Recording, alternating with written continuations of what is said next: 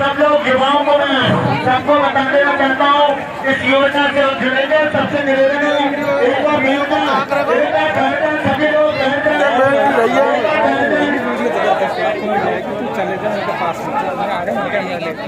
एक बार निवेदन है, सबसे पहले और आपको संबोधित करेंगे हमारे राष्ट्रीय नहर परियोजना राजस्थान से राजेश्वरी मीना लालसोट। सभी से निवेदन ध्यानपूर्वक सुने। यहाँ पर उपस्थित सभी अतिथिगण, मेरे काका बाबा और युवा साथियों, सभी को मेरी तरफ से राम राम। सबसे पहले मैं यहाँ पर जो ये आयोजन किया गया है, आयोजन कमेटी को धन्यवाद देती हूँ, जिनके द्वारा इतना अच्छा मैनेजमेंट और शानदार आयोजन किया गया है, तो वो धन्यवाद के पात्र बनते हैं। मैं ज्यादा आपका समय नहीं लेना चाहूंगी।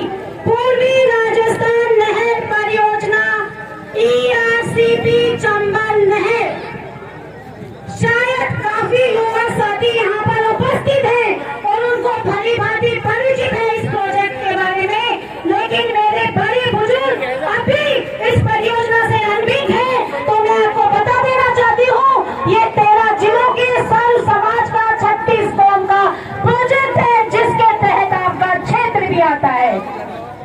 ERCP संयुक्त मोर्चा के बैनर तले 13 जिलों के पदाधिकारी गांव-गांव, ढाणी-ढाणी में जाकर ERCP जनसंपर्क यात्रा कर रहे हैं, जिसके तहत हम आपके क्षेत्र में आते हैं। तो साथियों, हमारा मकसद सिर्फ जागरूकता लाना है, हमारा मकसद सिर्फ आप लोगों को जागरूक करना है। इस प्रोजेक्ट को आप समझिए, जागरूक बनिए और समझते हैं तो अपनी मांग इन जनप्रतिनिधियों के सामने रखिए।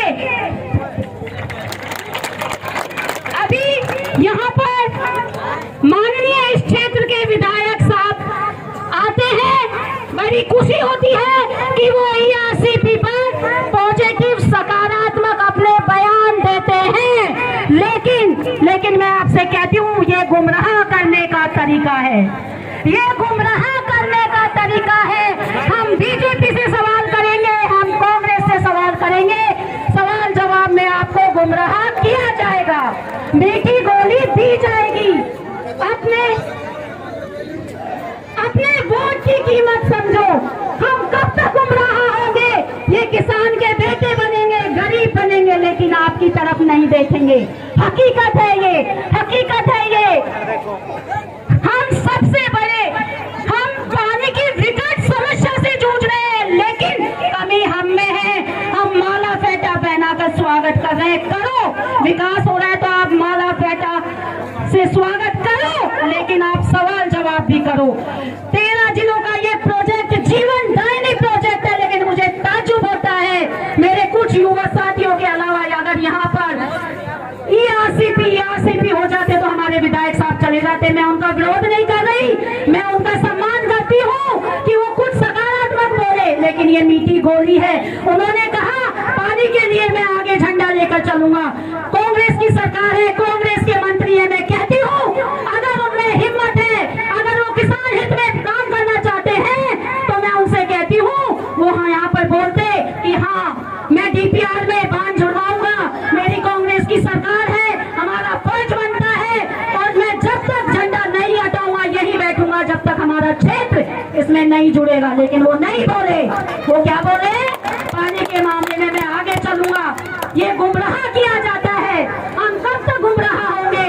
मेरे युवा साथियों, मैं तो आपसे यही कहना चाहती हूँ, आपकी वोट की कीमत से ये MLA MP बने, सवाल जवाब करो, अपने वोट की कीमत पहचानो, गुमराह मत हो, क्योंकि ये परियोजना दोनों सरकारों के द्वारा गुमराह फुटबॉल बना के इसको 5 साल हो गए। 2022 में धरातल पर होनी चाहिए थी, लेकिन अभी भी कागजों में अटकी हुई है।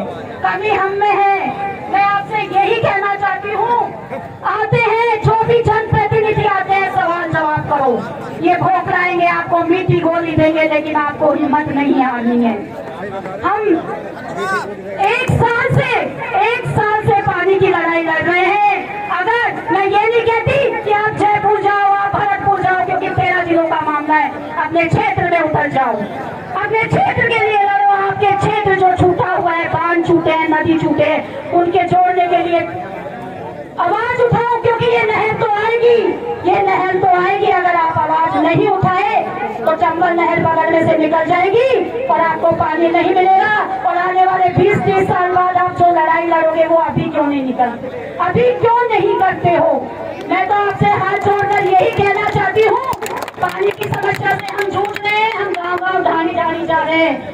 पानी की बहुत बड़ी विकट समस्या है, आगे तो आना पड़ेगा, मांग तो करना पड़ेगा। अगर आप इन जनप्रतिनिधियों को नहीं घेरोगे तो ये आपकी सुनेगी भी नहीं, लेकिन मजबूरी होगी आपकी सुनोगी। अपने क्षेत्र की समस्या को दिखाइए।